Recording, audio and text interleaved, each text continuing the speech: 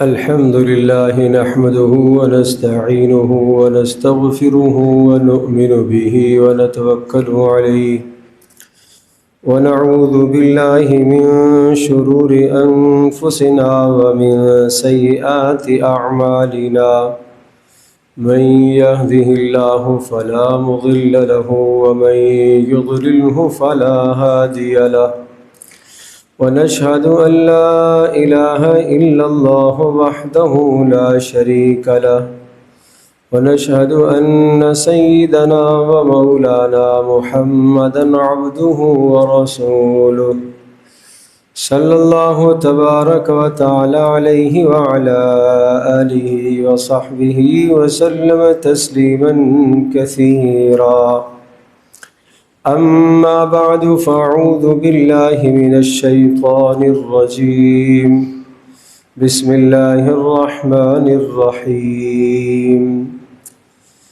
فمن يرد الله أن يهديه يشرح صدره للإسلام ومن يرد أن يضله يجعل صدره ضيقا حرجا كأنما يصعد في السماء كذلك يجعل الله الرجس على الذين لا يؤمنون صدق الله مولانا العظيم رب اشرح لي صدري ويسر لي أمري واحلل عقدة من لساني يفقه قولي وقال رسول الله صلى الله تبارك وتعالى عليه وسلم من يرد الله به خيرا يفقهه في الدين أو كما قال رسول الله صلى الله تعالى عليه وسلم اللهم صل على محمد وعلى آل محمد كما صليت على إبراهيم وعلى آل إبراهيم إنك حميد مجيد اللهم بارك على محمد وعلى آل محمد كما باركت على إبراهيم وعلى آل إبراهيم إنك حميد مجيد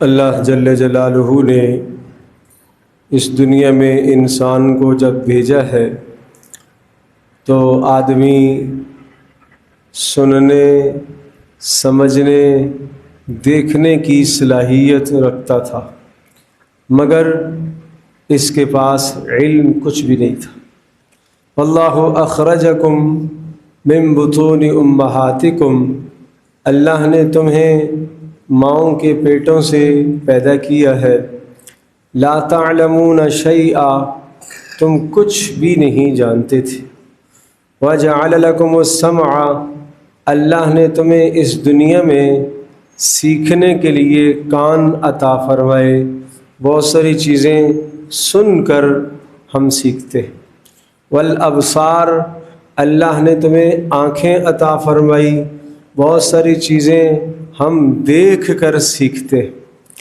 والافئدہ اور اللہ نے تمہیں دل و دماغ کی سمجھ عطا فرمائی اس سمجھ سے اس سوچنے سے بہت ساری چیزیں آپ سیکھتے ہیں اب یہ جو تین چیزیں ہیں سننا دیکھنا سمجھنا یہ بنیادی انسان کی تین صلاحیتیں ہیں اور اس دنیا میں آدمی علم انہی ذرائع سے اختیار کرتا ہے اب ان تین ذرائع کے ساتھ سننے دیکھنے سمجھنے سننے دیکھنے سمجھنے یہ جو تین صلاحیتیں ہیں ان تین صلاحیتوں کے ساتھ جب وحی کا علم اللہ تبارک تعالیٰ کی طرف سے اترنے والی کتاب قرآن کریم کا علم ساتھ جڑتا ہے پیارے رسول صلی اللہ تعالی وسلم کی سیرت طیبہ کا علم ساتھ جڑتا ہے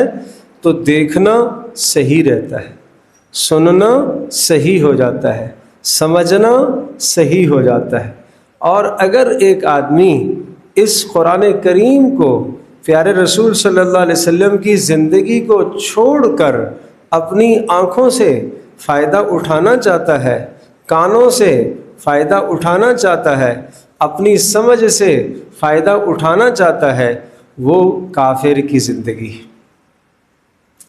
وہ کس کی زندگی ہے؟ کافر کی۔ مومن کی زندگی یہ نہیں ہے۔ مومن کی زندگی آنکھ سے دیکھے گا، مگر یہ دیکھنا اللہ نے منع فرمایا نہیں دیکھے گا۔ کان سے سنے گا، مگر یہ چیز سننے سے اللہ پاک نے منع فرمایا یہ کیا کرے گا؟ نہیں سوچے گا۔ اس چیز کو سمجھے گا، دل و دماغ میں بٹھانے کی کوشش کرے گا، مگر اس چیز کے سوچنے کے متعلق منع فرمایا وہ نہیں سوچے گا۔ یہ جو منع کی بات ہے کہاں سے پتہ چلی؟ یہ قرآن و سنت سے پتہ چلی۔ اب ایک مثال، ایک آدمی کے پاس آنکھیں بھی ہیں اور وہ رات اندھیری میں چل رہا ہے اور اپنے کمرے میں بیٹھا ہوا ہے اور اچانک بجلی چلی جاتی ہے، گپ اندھیرا ہو جاتا ہے۔ اب آنکھ تو ہے مگر نظر نہیں آ رہا۔ اگر اٹھ کے چلنا چاہتا ہے تو ٹھوکر کھانے کا خدشہ ہے، لگنے کا اندیشہ ہے، چوٹ لگنے کا اندیشہ ہے، گرنے کا اندیشہ ہے، اور ذرا زیادہ چلے گا تو یقیناً کسی چوٹ کا، کسی حادثے کا شکار ہو جائے گا۔ حالانکہ اس کے پاس آنکھیں موجود ہیں، مگر آنکھوں کو دیکھنے کے لیے روشنی کی ضرورت ہے۔ بالکل اسی طرح سے ان آنکھوں کو دیکھنے کے لیے وحی کی بھی ضرورت ہے، ان کانوں کو سننے کے لیے وحی کی تعلیم کی بھی ضرورت ہے، ان دلوں کو سمجھنے کے لیے وحی کی تعلیم کی بھی ضرورت ہے۔ اگر ہم وحی کی تعلیم اور وحی کے نور سے، قرآن کریم اور سنت مطہرہ کے نور سے ہم اپنی آنکھوں کو، ہم اپنے کانوں کو اور ہم اپنے دل کو بالکل جدا کر دیتے ہیں تو اب ہمارا دیکھنا کافروں کا دیکھنا برابر ہوگا۔ اب اس کو اللہ کیسے ذکر فرماتا ہے؟ وہ بھی بڑی عجیب بات ہے۔ کافروں کے لیے کیسے ذکر فرمایا؟ کیا کافروں کے دل نہیں ہیں؟ کیا کان نہیں ہیں؟ کیا آنکھیں ہیں کہ نہیں ہیں؟ اب دیکھو قرآن کیا کہتا ہے، لہم قلوب لا یفقہون بہا، کافروں کے پاس دل تو ہیں مگر سمجھتے نہیں ہیں۔ وَلَهُمْ أَعْيُنٌ لَا يُبْصِرُونَ بِهَا، آنکھیں ہیں مگر دیکھتے نہیں ہیں۔ وَلَهُمْ آذَانٌ لَا يَسْمَعُونَ بِهَا، کان ہیں مگر سنتے نہیں ہیں۔ کیا کہیں گے؟ کافر نہیں سنتا، نہیں دیکھتا، دیکھتا تو ہے مگر اس قرآن اور پیارے رسول صلی اللہ علیہ وسلم کی سنت مطہرہ کی روشنی میں نہیں دیکھتا، اس کو لیے بغیر دیکھتا ہے۔ تو جب اس کو لیے بغیر دیکھتا ہے، سنتا ہے، سمجھنے کی کوشش کرتا ہے تو اللہ ارشاد فرما رہا گویا کہ یہ دیکھتا ہی نہیں ہے، اندھا ہے، یہ سنتا ہی نہیں ہے، بہرا ہے، یہ سمجھتا ہی نہیں ہے، کل انعام، یہ تو چوپائے کی طرح ہے، جانور کی طرح ہے، بل ہم اضل، بلکہ اس سے بھی بھٹکا ہوا ہے۔ اب اگر میں اور آپ، ہم نماز پڑھنے والے، ہم مسجد میں آنے والے، ہم قرآن کریم کی تلاوت کرنے والے، ہم پیارے رسول صلی اللہ تعالیٰ علیہ وسلم کی سنت مطہرہ کو پڑھنے والے، مگر ہم قرآن کریم اور رسول اللہ صلی اللہ علیہ وسلم کی سنت مطہرہ سے علیحدہ ہو کر زندگی گزارتے ہیں، تو بس پھر ہماری مثال یہی ہے کہ ایک تنہائی اور اندھیرے میں ایک آدمی کے پاس آنکھ ہے اور بغیر روشنی کے چل رہا ہے، کسی بھی جگہ پر اس کو ٹھوکر لگ سکتی ہے۔ اب آتے ہیں، یہ جو آیت میں نے پڑھی ہے یہ سورۃ الانعام کی آیت نمبر 125 میں نے پڑھی۔ اب سنیے اللہ کیا کہہ رہا ہے، فمن یرد اللہ ان یہدیہ یشرح صدرہ للاسلام. اللہ تبارک تعالی جب کسی آدمی کو ہدایت دینا چاہتا ہے تو کیا کرتا ہے؟ آپ اپنے کسی عزیز کو، کسی چاہنے والے کو کوئی انعام دینا چاہتے ہیں، کوئی نوازنا چاہتے ہیں، نوازشات کرنا چاہتے ہیں، آپ کیا کریں گے؟ آپ اس کو بلائیں گے، اس کی محبت آپ کے دل میں، آپ کی محبت اس کے دل میں، اور نہ جانے طرح طرح کی کتنی باتیں کر کے پھر آپ وہ تحفہ، وہ گفٹ آپ اس کے ہاتھ میں رکھیں گے. اللہ پاک کے خزانے میں سب سے قیمتی ترین چیز ہے، وہ ہے رہنمائی اور ہدایت. نماز میں ہم مانگتے ہیں اہدنا الصراط المستقیم، ہر نماز میں پڑھنے کا حکم ہے. آپ سوچو تو صحیح کہ صبح سے لے کر شام تک جتنی نمازیں ہیں، انفرادی نمازوں میں تو پڑھتے ہی پڑھتے ہیں، اور اجتماعی باجماعت نماز میں سنتے بھی ہیں امام کے پیچھے. کسی نہ کسی درجے میں یہ آواز روزانہ کتنی مرتبہ ہمارے کانوں میں پڑتی ہے، اے اللہ ہمیں سیدھی راہ عطا فرما. تو پتہ چلا کہ اللہ پاک کے خزانوں میں عظیم ترین نعمت وہ نعمت ہدایت ہے، رہنمائی ہے، رہنمائی ہو جانا، رہنمائی کا مل جانا. اب اللہ یہاں ارشاد فرماتا ہے، اللہ پاک جس شخص کو ہدایت دینے کا، رہنمائی کرنے کا ارادہ کرتا ہے، اپنی طرف کھینچنا چاہتا ہے کہ اے میرے بندے میرے پاس آ جا، میری طرف آ جا، اور آخرت میں جو میری بنائی ہوئی جنت ہے اس والے اعمال کر لے، اور عذابوں سے اپنے آپ کو بچا لے، میری ناراضگی سے اپنے آپ کو بچا لے. اللہ جس شخص کو یہ صلاحیت دینا چاہتا ہے کیا کرتا ہے؟ یشرح صدرہ للاسلام، اللہ اس کا سینہ اسلام کے لیے کھول دیتا ہے، اس کا سینہ اسلام کے لیے کھل جاتا ہے. اب میں عرض کرتا ہوں اسلام کے لیے سینہ کھل جانے کا کیا مطلب ہے؟ کیا مطلب ہے؟ مثال سے سمجھیے گا، بہت آسان سی بات ہے. آپ نے اپنے بیٹے کو کوئی حکم دیا، بیٹا یہ کام کر لو، تھوڑا سا کام مشکل والا بھی ہے، تو بیٹے نے آپ سے وہ کام لیا اور وہ کرنے لگ گیا. کیوں کرنے لگ گیا؟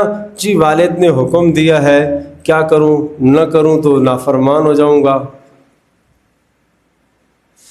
اور دوسرے بیٹے کو آپ نے حکم دیا، اس نے کیا کہا؟ جی ضرور. اس نے باپ کے اس حکم کو اپنے لیے سعادت سمجھا، پورا کرنا خوش نصیبی سمجھا کہ باپ نے مجھے حکم دیا ہے، مجھ سے یہ خدمت لے رہا. خوشی خوشی اٹھا اور خوشی خوشی اس کام کو اس نے انجام دیا. پہلے نے بھی کام کر دیا مگر بادل ناخواستہ نہ چاہتے ہوئے، دوسرے نے بھی کام کر دیا، کام دونوں نے برابر برابر کیے، مگر اس نے جو کیا بے انتہا خوشی سے کیا، فرحت اور سرور کے ساتھ کیا. کام اس نے بھی کیا، کام اس نے بھی کیا، مگر دونوں میں فرق ہے نا. جب باپ دونوں کے چہروں کو دیکھے گا تو ایک کے چہرے پر تھوڑی سی ناگواری ہے کہ پتہ نہیں بس کیوں آج مجھے یہ حکم دیا، اور دوسرے کے چہرے پر خوشی ہے اور وہ یہ چاہ رہا ہے کہ اگر اور بات بھی کوئی مجھے باپ کہے تو وہ بھی ماننے کو تیار ہوں. اب آپ مجھے بتاؤ، اس نے بھی کام کیا، اس نے بھی کام کیا، دونوں میں فرق ہے کہ نہیں؟ بولو. شکل دیکھ کر پتہ چلے گا نا، اس نے جو کیا ہے نہ چاہتے ہوئے کر لیا، اور اس نے کیا کیسا کیا؟ خوشی خوشی کیا. ایسا ہے کہ نہیں؟ اس کو بھی کام کر کے خوشی محسوس ہوئی ہے، اس کے چہرے کو دیکھ کر کے باپ بھی خوش ہوتا ہے. اب آ جاؤ، نماز ہے، نماز پڑھی، پوری مسجد نے نماز پڑھی، جمعے میں آئے، خطبہ سنا، تقریر سنی. اب اپنے اپنے دلوں کو ٹٹولو، کس آدمی نے خوشی سے رغبت سے جیسے اپنی لذیذ ترین پیاری محبوب چیز کو کھانے میں پینے میں لذت آتی ہے، یہ لذت کس کو آئی ہے، اور بادل ناخواستہ نہ چاہتے ہوئے کون بیٹھا ہوئے؟ یہ ہے فرق۔ تو جس شخص کا سینہ اللہ اسلام کے لیے کھول دیتا ہے اس کو نماز پڑھ کے لطف آتا ہے، اسے تلاوت کر کے مزہ آتا ہے، اسے ذکر کر کے لذت آتی ہے، اسے خیر کا کام کر کے اسے لذت آتی ہے، دل پرسکون ہوتا ہے کہ بہت اچھا اللہ نے مجھ سے یہ کام لیا، دل میں خوش ہو رہا ہوتا ہے۔ جیسے انسان کی مسجد میں آیا اور جیب میں ایک بھاری رقم کسی نے ڈال دی تو آدمی خوش ہو جاتا ہے، دنیا کی چیز ملنے سے آدمی خوش ہو جاتا ہے، اس طرح سے نماز کی توفیق کے ملنے پر خوش ہو جائے، قرآن کی تلاوت پر خوش ہو جائے، صدقے کے کرنے پر خوش ہو جائے، زکوٰۃ کے ادا کرنے پر خوش ہو جائے، اس کا مطلب یہ ہوا اللہ نے اس کا سینہ اسلام کے لیے کھولا ہوا ہے۔ جس کو آپ ان لفظوں سے بھی تعبیر کر سکتے ہیں شرح صدر۔ میں شرح صدر کے ساتھ یہ بات کہہ رہا ہوں، میرا دل اس بات پر 100% مطمئن ہے، شک شبہ میں نہیں کہہ رہا، 100% مطمئن ہے۔ ایک اور مثال، کوئی آدمی اپنے بیٹے کے لیے رشتہ کرتا ہے، بیٹی کے لیے رشتہ کرتا ہے، اور ہر اعتبار سے اطمینان کیا ہوا ہے، اور اطمینان کے بعد جب رشتہ ہو جاتا ہے، تقریب ہو جاتی ہے، دونوں خاندان ایک دوسرے کو دیکھتے ہیں، دونوں ایک دوسرے سے 100% مطمئن ہیں، کیا کیفیات ہوتی ہے خوشی کی۔ اور ایک دوسری جگہ ہے جہاں یہ حالت نہیں ہے، بس کر دیا، آگے کیا ہوگا نہیں معلوم، دونوں میں فرق ہے۔ یہ جو پہلے والا کام ہے یہ ہے شرح صدر، دلی اطمینان ہے، اور یہ شرح صدر کا دلی اطمینان ہونا، دل کا سکون ہو جانا اس کام پر، یہ بھی اتنی بڑی دولت ہے۔ اللہ پاک نے جب موسیٰ علیہ السلام کو نبوت سے سرفراز فرمایا اور اللہ پاک نے موسیٰ علیہ السلام کو رسالت کے منصب پر فائز فرمایا، حضرت موسیٰ علیہ السلام نے سب سے جو پہلی دعا مانگی وہ کیا مانگی؟ رب اشرح لی صدری، اے اللہ میرے دل کو، میرے سینے کو اس کام کے لیے جو تو نے منصب میرے اوپر ڈالا ہے اس کے لیے کھول دے کہ میں خوشی خوشی اس کو، ظاہر ہے اللہ کے پیغمبر ہیں وہ تو خوشی خوشی ہی قبول کریں گے۔ رب اشرح لی صدری ویسر لی امری، اے اللہ یہ معاملہ آسان فرما دے، اے اللہ میرے سینے کو اس کے لیے کشادہ فرما دے۔ تو یہ اتنی بڑی نعمت ہے اللہ پاک جسے نصیب فرمائے شرح صدر ہو۔ اب ایک اور جگہ پر ذکر فرمایا افمن شرح اللہ صدرہ للاسلام فہو علی نور من ربہ۔ اب اس کی مثال میں نے وہی عرض کی ہے، ایک آدمی اندھیرے میں ہے اور اس کے پاس آنکھیں موجود ہیں مگر وہ نہیں چل پا رہا، اور ایک آدمی اندھیرے میں ہے اس کے پاس آنکھیں بھی ہیں، ساتھ ٹارچ بھی ہے، روشنی کا سامان بھی ہے، وہ چل رہا ہے۔ قرآن کریم یہ کہہ رہا افمن شرح اللہ صدرہ للاسلام، جس شخص کا سینہ اللہ اسلام کے لیے کھول دیتا ہے، نماز پڑھ کے خوشی محسوس ہو، تلاوت کر کے خوشی محسوس ہو، ذکر کر کے خوشی محسوس ہو، گناہوں سے بچ کر کے خوشی محسوس ہو، فہو علی نور من ربہ، وہ اللہ کی طرف سے ملنے والا نور، نور وحی کو بھی لے کے چل رہا ہے۔ کیا یہ آدمی اور وہ جس کا دل بند ہو، جس کا دل سخت ہو، آؤ نماز، ہاں جی بس چلو پڑھ لیتے ہیں، تلاوت با دل ناخواستہ نہ چاہتے ہوئے قرآن کو کھولا اور جی نہ چاہتے ہوئے نماز پڑھی، جلدی جلدی وضو کیا، جلدی جلدی ٹھونکے ماری اور بھاگ گیا، یہ بھی نمازی ہے مگر اس کا سینہ اسلام کے لیے کھلا ہوا نہیں ہے، اس کو نماز پڑھ کر لطف نہیں آتا، اس کو سجدے میں مزہ نہیں آ رہا، اس کو سجدے میں مزہ نہیں آ رہا، یہ مسجد میں جتنا وقت گزار رہا ہے ایسے گزار رہا ہے جیسا کہ کوئی پرندہ پنجرے میں وقت گزار رہا ہوتا ہے، کب میں یہاں سے آزاد ہو جاؤں اور بھاگ جاؤں، یہ پرندہ ہے۔ اور مومن کیسا ہے؟ جس کا سینہ اسلام کے لیے کھلا ہوا ہے، وہ مسجد میں اس طرح سے ہے جس طرح سے مچھلی کو پانی میں ہی سکون آتا ہے، وہ باہر لاؤ گے پھڑ پھڑانا شروع کر دے گی، تھوڑی دیر کے بعد اس کی موت ہو جائے گی۔ آؤ اللہ سے مانگے کہ اللہ ہمیں دل نصیب فرما، شرح صدر عطا فرما۔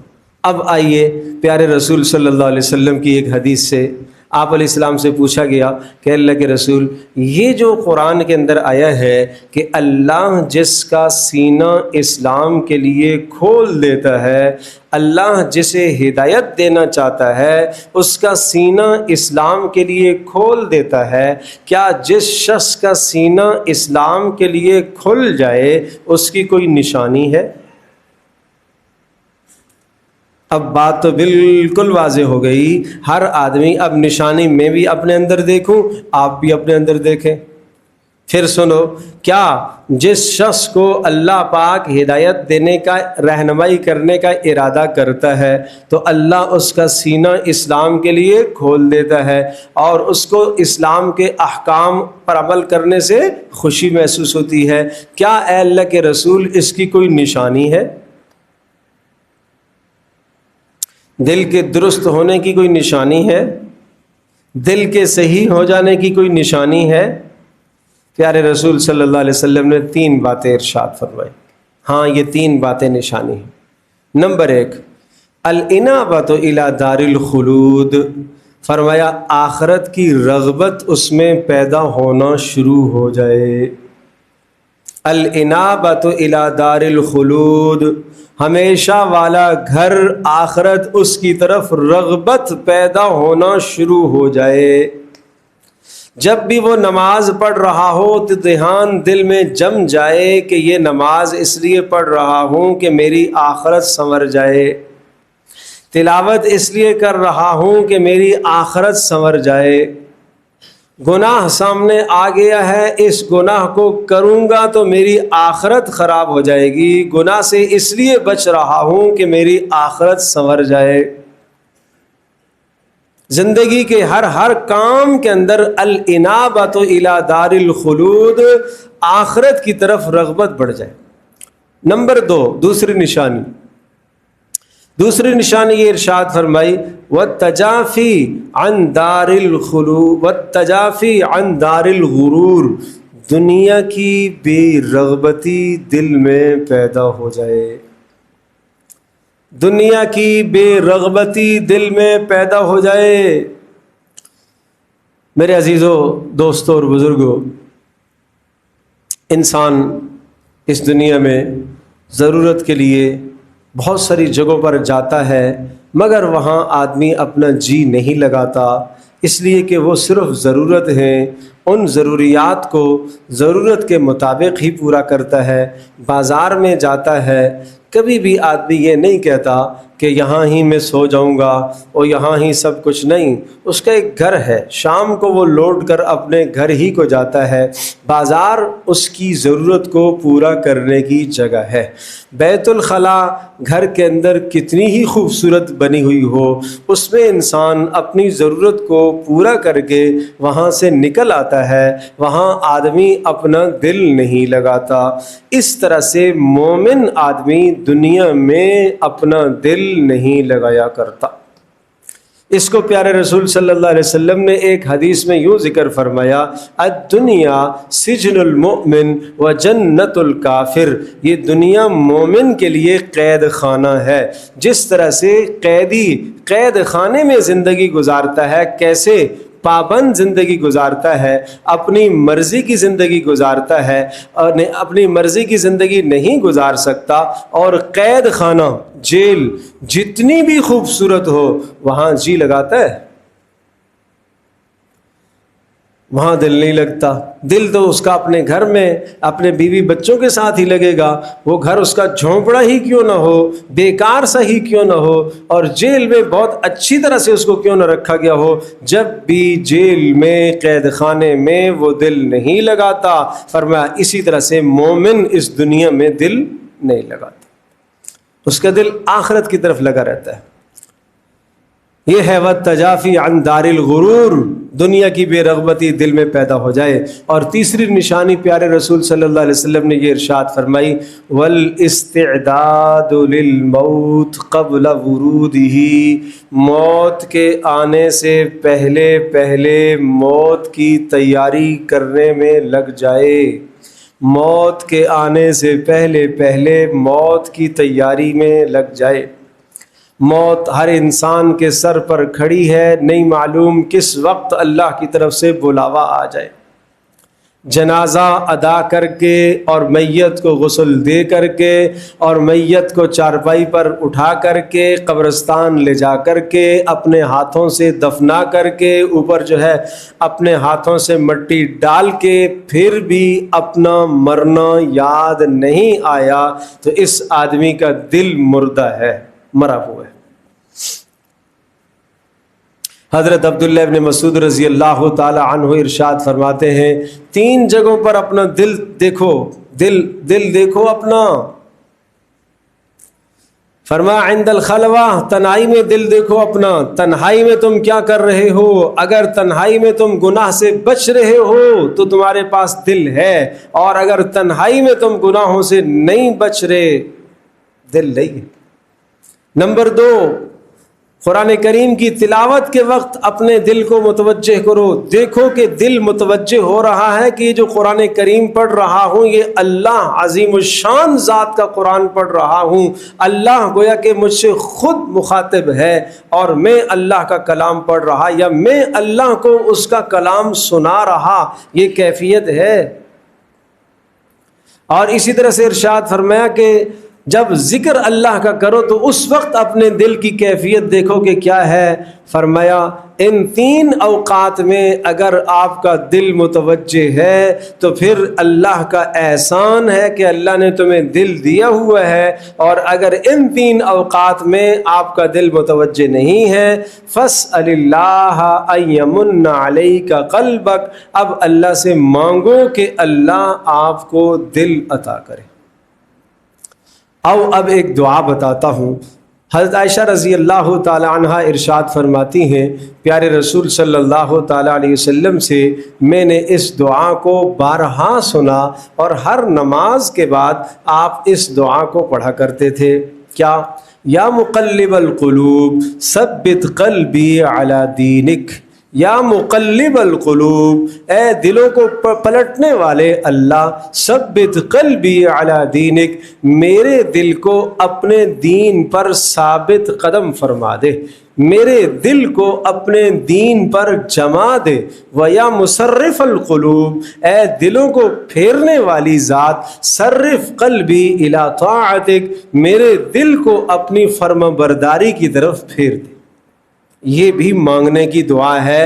حضرت عائشہ رضی اللہ تعالی عنہا کے بیان کے مطابق آپ ہر نماز کے بعد اس دعا کو مانگا کرتے تھے.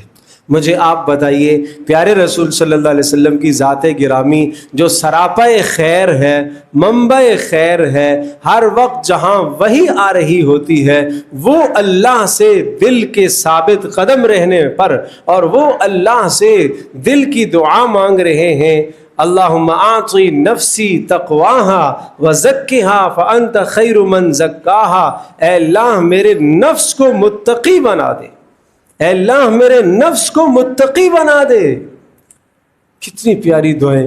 آئیے ہم بھی ان دعاؤں کا اہتمام کریں. تو خلاصہ کلام یہ ہوا کہ اللہ تبارک و تعالی جس شخص کو ہدایت دینا چاہتا ہے اللہ کیا کرتا ہے؟ اس کا سینہ اسلام کے لیے کھول دیتا ہے، اس کو نیک اعمال کر کے خوشی ہونے لگتی ہے۔ اور پھر عرض کیا کہ رسول اللہ صلی اللہ علیہ وسلم سے پوچھا گیا کہ اس کی کوئی نشانی اور علامت بھی ہے؟ آپ نے فرمایا 3 نشانیاں ہیں۔